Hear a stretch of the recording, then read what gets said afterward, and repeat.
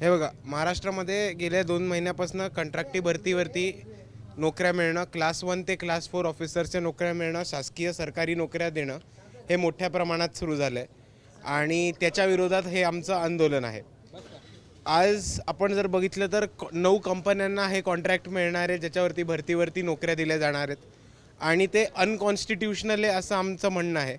कारण तुम्ही सरकारी अधिकाऱ्यांच्या नोकऱ्या जर तुम्ही कॉन्ट्रॅक्टवरती देताय, तर तुम्ही ह्याचा अर्थ हेच डिक्लेअर करताय की तुम्ही हे सरकार भाड्यावरती दिले चालवायला आणि ते भारताच्या संविधानाच्या विरोधात आहे. त्याच्यामुळे आम्ही याच्यावरती आंदोलन करतोय आणि स्पर्धा परीक्षा परत आणल्या पाहिजेत, ही आमची एक प्रामुख्याने मागणी आहे. त्याच्याचबरोबर जिल्हा परिषदेच्या ज्या शाळा आहेत त्या 4 शाळांचं एक मध्यवर्ती क्लस्टर करण्यात येणार आहे आणि तो क्लस्टर कुठल्या तरी कॉर्पोरेट सेक्टरमधल्या कंपनीला चालवायला देणार आहे आणि तो जो कॉन्ट्रॅक्ट असणार आहे तो 11 महिन्यांचा असणार आहे फक्त. आता जर आपण बघितलं तर तुम्ही 4 शाळा बंद करतायत, तर ह्याच्यावरती ज्या तालुक्याच्या ठिकाणी त्या जिल्हा परिषदेच्या शाळा आहेत त्या तालुक्याच्या ठिकाणी जे आजूबाजूला गाव आहेत त्या गावांचं नुकसान होणार आहे. सगळ्या विद्यार्थ्यांना परत खूप प्रवास करून त्या मध्यवर्ती क्लस्टरच्या तिकडे यायला लागणार आहे. हा एक महत्त्वाचा मुद्दा आहे. जिल्हा परिषदच्या शाळा बंद करणं म्हणजे तुम्ही गोरगरीब विद्यार्थ्यांकडनं, ग्रामीण भागातनं आलेल्या विद्यार्थ्यांकडनं, तमाम कष्टकरी शेतकरी वंचित समाजातल्या विद्यार्थ्यांकडनं शिक्षणाचं साधन हिणावून घेत आहे असा एक अर्थ होतो.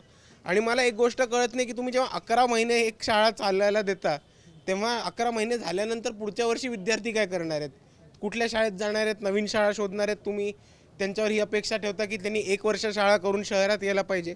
तर ह्या सगळ्याच्या विरोधात हा आमचा आज एक महत्त्वाचा मोर्चा आहे. आणि राजस्थानमध्ये जसं वन टाईम रजिस्ट्रेशन ही कल्पना चालू होते त्याच पद्धतीने आमच्या ही मागणी आहे की महाराष्ट्रामध्ये पण वन टाईम रजिस्ट्रेशन झालं पाहिजे. तुम्ही पोर्टलवरती जावा, एकदा फी भरा, एकदा रजिस्ट्रेशन करा आणि त्या एकदा भरलेल्या फीमधनं आणि रजिस्ट्रेशनमधनं तुम्हाला प्रत्येक स्पर्धा परीक्षा आणि प्रत्येक कॉम्पिटेटिव्ह एक्झामला तुम्हाला अपियर होता येईल, तुम्हाला सीट मिळायला पाहिजे. असं नाही व्हायला पाहिजे की तुम्ही प्रत्येक पोर्टलवरती वेगवेगळ्या वेळेस जाऊन वेगवेगळ्या वेळेस रजिस्टर करा आणि त्याच्यावरनं परत परत फीस भरत.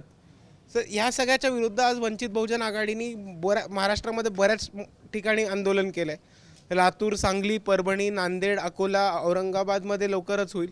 त्याच पद्धतीने आज नाशिकमध्ये हा आम्ही विद्यार्थ्यांच्या प्रश्नांवरती एक भव्य मोर्चा ऑर्गनाईज केलेला आहे. या प्रश्नांना धरून असा मुद्दा मागे काही काळापूर्वी उपस्थित झाला होता की ज्या स्पर्धा परीक्षा होतात त्या कंपन्यांना जे दिलं जातं तो एक प्रकारचा स्कॅम आहे. योग्य व्यक्तींनाच त्याचे ॲक्सेस असतात, ते थेट प्रश्नपत्रिका फुटेपर्यंतचा विषय होतो. वारंवार सरकारकडनं स्पष्टीकरणही दिलं जातं, मात्र हा घोळ कायमस्वरूपीचा असतो, हा कधीच निकाली लागत नाही. याच्यावर आपली भूमिका काय? नाही, ह्याच्यावरती एकच भूमिका असणार आहे की वन टाईम रजिस्ट्रेशन केलं तर हा मुद्दा सॉल्व्ह होतो. आणि आमची अशी पण मागणी आहे की एक पेपर फुटीच्या विरोधात कडक कायदा यायला पाहिजे आणि त्या कडक कायद्याच्या अनुषंगाने एक कारवाई पण झाली पाहिजे, स्ट्रिक्ट प्रोसिजर झालं पाहिजे आणि शासनाने त्यांचा कारभार हा जास्त दक्षतेने केला पाहिजे. आता राज्यामध्ये मराठा आरक्षणाचा मुद्दा चर्चेत आहे. ओबीसींना देखील भीती आहे की मराठ्यांना जे काही कुणबी सरसकट प्रमाणपत्र देण्याच्या हालचाली सुरू आहे, त्यामुळे ओबीसी बांधवांना धक्का आहे. एकूणच या सगळ्या पार्श्वभूमीवर आता बिहार सरकारनं 75% पर्यंतचा त्यांचा आरक्षणाचा टक्का वाढवलेला आहे. महाराष्ट्रात ते शक्य आहे का? आणि एकूणच हा जो टक्का वाढवतोय हा कायद्याच्या दृष्टीने योग्य आहे असं वाटतं? हे बघा, आज 2 गोष्टी होत आहेत. आज मराठा समाजातील बांधव खूप मोठ्या पद्धतीने आंदोलन करत आहेत त्यांच्या आरक्षणासाठी. आणि आपण हे बघितलं असेल तर मराठा समाजाकडे आत्तापर्यंत जरी सत्ता, पाणी, शिक्षण संस्था, साखर संस्था या सगळ्या असल्या तरी ते पश्चिम महाराष्ट्रातल्या 12 कुटुंबांच्या ताब्यात राहिलेले आहेत. बाकीचा जो तमाम मराठा समाज आहे तो गरीब मराठा समाज वंचितच राहिलेला आहे. तर त्या पद्धतीने मांडताना वंचित बहुजन आघाडीचा मराठा समाजाचं जे आंदोलन आहे, जे जरांगे पाटील साहेबांनी उभं केलं त्याला पाठिंबाच राहणार आहे. पण आमचं हे पण म्हणणं आहे की ओबीसीच्या आरक्षणाला धक्का न लागू देता ते मराठा रिझर्वेशन आणायचा फॉर्म्युला हा बाळासाहेबांकडे आहे आणि तो लवकरात लवकर आम्ही सत्तेत गेल्यावर अंमलात आणूच.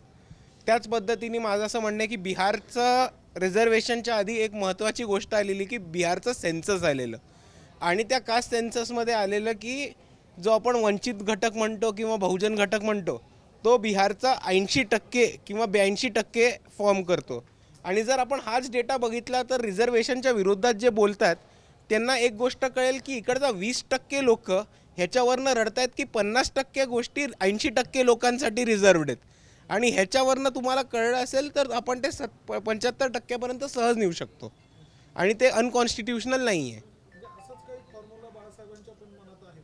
हो, असाच एक फॉर्म्युला बाळासाहेबांच्या मनात आहे. असाच एक फॉर्म्युलापेक्षा वेगळा फॉर्म्युला बाळासाहेबांच्या मनात आहे. तो बाळासाहेब सत्तेत गेल्यावरच तुम्हाला कळेल. मध्यंतरीच्या काळामध्ये सर्वपक्षीय बैठक झाली, यामध्ये प्रत्येकाचं मत विचारात घेण्यात आलं.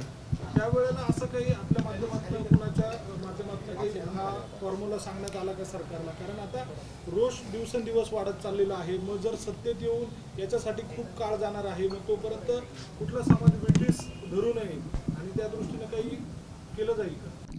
हे बघा, सर्वपक्षीय बैठक झाली होती तेव्हा वंचित बहुजन आघाडीच्या प्रदेशाध्यक्षा रेखाताई ठाकूर तिकडे गेले होते. त्यांनी मराठा आंदोलनाला पाठिंबाही जाहीर केला आहे आणि त्यांनी हेही जाहीर केलं आहे की मराठा आरक्षण मिळालं पाहिजे, पण ते बहुजन किंवा ओबीसी आरक्षणाला हात न लावू देता. त्याच पद्धतीचा आमची मांडणी ही रेखाताईंनी सर्वपक्षीय बैठक ज्या 2 वेळेस वेगवेगळ्या झालेल्या, तर दोन्ही वेळेस त्यांनी तो सर्वपक्षीय बैठकीमध्ये मुद्दा उपस्थित केला आहे आणि तो बाकीच्या सर्व पक्षाचे जे पॅनल आलेले त्यांना तो मुद्दा पटला आहे आणि तो त्यांनी अप्रिशिएट पण केला होता. आता जे सत्तेत आहेत त्यांना हे आंदोलन स्वतःच्या मतासाठी वेठीस धरायचं आहे एका समाजाला, का लवकरात लवकर कामाला लागायचं आहे आणि एक प्रश्न निकालात काढायचा आहे? हा सत्ताधाऱ्यांना हा प्रश्न तुमच्या प्रश्नाचं उत्तर द्यायला लागेल. त्याचं उत्तर मी नाही देऊ शकत. एकंदरीतच आपण सध्याची परिस्थिती बघितली तर आरक्षणावरून आता मराठा समाजाची मागणी आहे की ओबीसीमधून आरक्षण मिळावं. एकूणच आता ओबीसी समाज देखील आक्रमक होत आहेत, ओबीसी नेते एकत्रित होत आहेत. आरक्षण हा मुद्दा आता 2 जातींमध्ये तेढ निर्माण होतं असं वाटतंय का? हे बघा, जेव्हा भाजप सत्तेत यायला प्रयत्न करते तेव्हा 2 जातींमध्ये एक तेढ निर्माण करणं किंवा 2 धर्मांमध्ये एक तेढ निर्माण करणं हा त्यांचा शॉर्ट फॉर्म्युला राहिला आहे सत्तेत जाण्यासाठी. आणि जोपर्यंत भाजप सत्तेत आहे आणि भाजप अशा प्रकारचे खोडसाळपणा करत राहील तोपर्यंत 2 समाजामध्ये तेढ होताना, 2 धर्मांमध्ये तेढ होताना आपल्याला जास्तीत जास्त वाढताना दिसेल. याच मुद्द्यावरून राज्यातले मंत्री देखील आमने सामने येतात. एकीकडे शिंदे गटाचे जे मंत्री आहेत, शंभूराज देसाई असतील, उदय केसरकर असतील आणि त्याचप्रमाणे अजित पवार गटाचे नेते जे आहेत मंत्री छगन भुजबळ आपल्याला आमने सामने येताना दिसत आहेत. सरकारमध्ये मतभेद. हे बघा, आत्ताचं जे सरकार आहे ते इकडून तिकडून आणलेल्या लोकांचं सरकार आहे. त्यांनी स्वतःहून ठरवायला पाहिजे कोणाची भूमिका स्पष्ट आहे कोणाची नाही. त्यांनी स्वतःमध्येच एक क्लोज डोअर मीटिंग करून आपल्याला जाहीर द्यायला पाहिजे. त्यांच्या आतमधल्या भांडणाबद्दल मी काहीच नाही बोलू शकणार आहे. थँक्यू.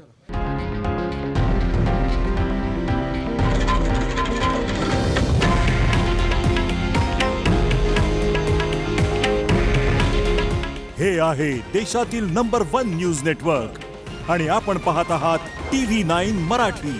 काळजी तुमची, हित महाराष्ट्राचं.